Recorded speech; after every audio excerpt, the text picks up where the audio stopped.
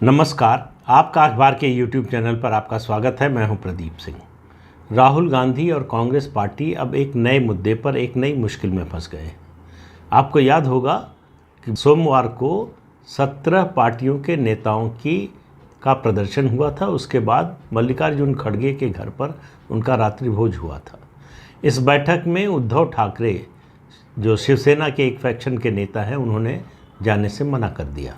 उसकी वजह क्या थी? वजह थी स्वतंत्र वीर सावरकर के बारे में दिया गया राहुल गांधी का बयान। 23 मार्च को सूरत की अदालत ने उनके खिलाफ सज़ा का ऐलान किया।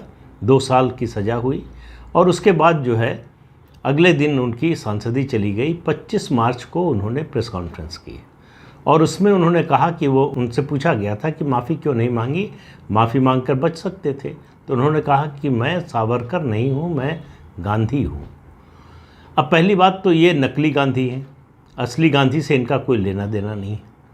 दूसरी बात, सावरकर के बारे में इस तरह की बात बोलते हुए उनको कोई अंदाज़ा ही नहीं है कि वो कितने लोगों को आहत कर रहे हैं, कितनी भावनाओं को चोट पहुंचा रहे हैं। ये जो राहुल गांधी कोशिश करते हैं चुनाव के समय मंदिर मंदिर दर्शन करने जाने की, अपने को शिवभक्त बताने की, कोट पर जनेऊ पहनने की, अपना गोत्र बताने की, तो ये जो हिंदुओं को लुभाने की कोशिश करते हैं चुनाव के समय, ये जो नकली कोशिश होती है, उनको अंदाज़ा ही नहीं है कि सावरकर के बारे में हिंदुओं के मन में क्या भावना है। आप सावरकर पर अटैक करते हैं तो आप हिंदुत्व पर भी अटैक करते हैं, हिंदुत्व के खिलाफ भी बोलते हैं। ये अंदाज़ा राहुल गांधी को बिल्कुल नहीं है।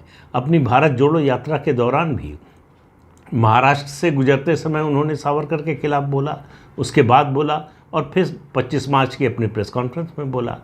तो वो एक तरह से उनकी आदत बन गई है। इसके बावजूद कि कांग्रेस के किसी नेता ने, जब किसी कह रहा हूँ तो किसी नेता ने, और इसमें केवल अपवाद जो है मणिशंकर अय्यर और राहुल गांधी है, किसी नेता ने, महात्मा गांधी से लेकर डॉक्टर मनमोहन सिंह तक, किसी ने वीर सावरकर के खिलाफ नहीं बोला। गांधी जी ने एक पत्र में जो उन्होंने वीर सावरकर को लिखा था, उसमें उनको संबोधित किया था भाई कहकर। इंदिरा गांधी ने ये बात मतलब कई बार बता चुके हैं कि उनके नाम पर जो है डाक टिकट जारी किया। उनके देहांत के बाद उनको भारत माता का महान सपूत बताया था। नेहरू ने उनकी प्रशंसा की थी। किसी ने, नेहरू गांधी परिवार में भी किसी ने राहुल गांधी के अलावा सावरकर की आलोचना नहीं की। राहुल गांधी के पिता राजीव गांधी ने भी कभी सावरकर का मुद्दा नहीं उठाया। क्यों नहीं उठाया? ये लोग समझते थे कि सावरकर के खिलाफ बोलने का मतलब क्या है, और ख़ास तौर से अगर आप महाराष्ट्र में बोल रहे हैं तो इसका और ज़्यादा असर होगा, आपके खिलाफ माहौल बनेगा। और उस समय आप बोल रहे हैं जब उद्धव ठाकरे आपके साथ अलायंस में हैं। इसलिए उद्धव ठाकरे ने घोषणा की कि वो मल्लिकार्जुन खड़गे के लंच में और उससे पहले जो दिन में प्रदर्शन हुआ 17 पार्टियों का राहुल गांधी और कांग्रेस के समर्थन में, उसमें उनकी शिवसेना का कोई व्यक्ति नहीं जाएगा। इसका असर हुआ। उसके बाद शरद पवार ने कांग्रेस पार्टी से बात की। जो बैठक हुई खड़गे के घर पर डिनर से पहले, उसमें उन्होंने इस मुद्दे को उठाया। वहाँ सोनिया गांधी भी मौजूद थी और राहुल गांधी भी। कांग्रेस पार्टी ने वहाँ ये आश्वासन दिया कि कोई भी नेता विपक्ष का ऐसी बात नहीं बोलेगा जो किसी दूसरी पार्टी की भावनाओं को आहत करे। तो कांग्रेस और राहुल गांधी ने सावरकर के मुद्दे पर कदम पीछे खींच लिए। राहुल गांधी को एक बात समझ में नहीं आ रही है, और कभी नहीं आई जब से वो 2004 में सांसद बने हैं तब से, कि देश में जो माहौल बना हुआ, ख़ास तौर से 2014 के बाद से, वो है राष्ट्रवाद बनाम डिफेंसिव सेकुलरिज्म का। सेकुलरिज्म के मुद्दे पर बचाव की मुद्रा में है विपक्षी दल, कोई जल्दी नाम भी नहीं लेता है। लेकिन राहुल गांधी का सावरकर के बारे में ये बयान, सावरकर को लगातार अपमानित करने की कोशिश, इस बात का संकेत है कि कांग्रेस पार्टी राहुल गांधी के नेतृत्व में, भले ही वो अध्यक्ष पद पर ना हो, कांग्रेस पार्टी पूरी तरह से लेफ्ट लिबरल इकोसिस्टम की गिरफ्त में आ गई है। सावरकर का विरोध लेफ्टिस्ट करते हैं और लेफ्ट लिबरल बिरादरी हमेशा सावरकर के खिलाफ खड़ी होती है, बोलती है। वही दोहरा रहे हैं राहुल गांधी। उनको अंदाज़ा नहीं है कि राजनीति कितनी बदल चुकी है देश की। आज की जो भाजपा है, पिछले 9 साल से नरेंद्र मोदी के प्रधानमंत्री बनने के बाद से वो समाजवाद के रास्ते पर इतनी आगे निकल गई है कि कांग्रेस पार्टी उसके सामने कहीं टिकती नहीं है। लेकिन राहुल गांधी को ये सब बातें समझ में नहीं आती हैं। कांग्रेस पार्टी को भी नहीं आ रही है, दूसरे विपक्षी दलों को भी समझ में नहीं आ रही है कि ये बदलाव हो क्या रहा है, ये हो क्या गया है, क्यों उनकी बात सुनने के लिए लोग तैयार नहीं हैं। कम से कम लोकसभा चुनाव में तो नहीं है। राहुल गांधी ने सावरकर पर उस समय हमला किया। अब देखिए, ये राजनीतिक समझ का भी सवाल है। उस समय हमला किया जब सारे विपक्षी दल पिछले सारे मतभेद भुलाकर कांग्रेस के साथ इस मुद्दे पर खड़े होने को तैयार हो गए। कांग्रेस के साथ मार्च किया, कांग्रेस के साथ के समर्थन में बयान दिया। उस समय राहुल गांधी अटैक कर रहे हैं सावरकर पर। ये सीधे सीधे भारतीय जनता पार्टी की पिच पर उतरने का मामला है। राहुल गांधी ये समझ ही नहीं पाते हैं कि कब वो बीजेपी की पिच पर उतरकर खेलने लगते हैं। सावरकर पर जितना अटैक कांग्रेस पार्टी और राहुल गांधी करेंगे, बीजेपी के लिए उतनी ही आसानी है, क्योंकि सावरकर के मुद्दे पर बीजेपी के लिए अपने कार्यकर्ताओं को भावनात्मक रूप से सक्रिय करने और जोड़ने में जितनी आसानी होती है, कांग्रेस के कार्यकर्ताओं को इस मुद्दे पर एनर्जाइज करना उतना ही मुश्किल होता है। ये बात राहुल गांधी की समझ में नहीं आता। उनकी भारत जोड़ो यात्रा के बाद भी ये उनकी समझ में नहीं आ रहा है कि कौन सा मुद्दा ऐसा है जिसकी रेजोनेंस आती है, प्रतिध्वनि आती है जनता के बीच से। कौन सा मुद्दा उठाने पर लोग सुनना चाहते हैं और जानना चाहते हैं, मानना चाहते हैं। उसके बाद ये बात राहुल गांधी को समझ में नहीं आ रही है।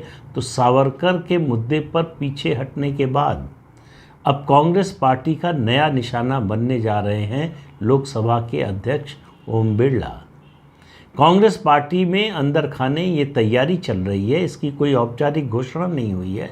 हो सकता है ये हो और हो सकता है ना भी हो। और ये तैयारी ये है कि लोकसभा अध्यक्ष के खिलाफ अविश्वास प्रस्ताव लाया जाए। लोकसभा अध्यक्ष के खिलाफ अविश्वास प्रस्ताव लाने के लिए कम से कम 100 सदस्यों के दस्तखत की ज़रूरत होती है। कांग्रेस की कोशिश है 100 सदस्यों के दस्तखत जुटाना। वैसे इसमें कोई मुश्किल नहीं होनी चाहिए। जिस तरह से 17-18 पार्टियां इस समय एकजुट हैं, एक साथ हैं, उसको देखते हुए कोई कठिन काम नहीं है।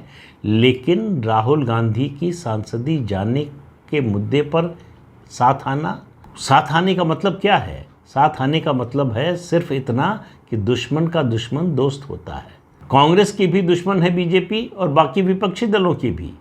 इसलिए ये बड़ी सीमित सी दोस्ती है।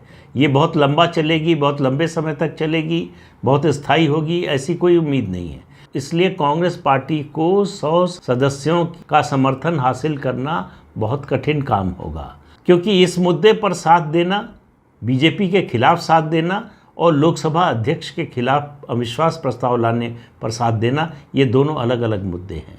वैसे अगर ये प्रस्ताव आता है तो लोकसभा के इतिहास में ये दूसरा मौका होगा जब लोकसभा अध्यक्ष के खिलाफ अविश्वास प्रस्ताव आएगा।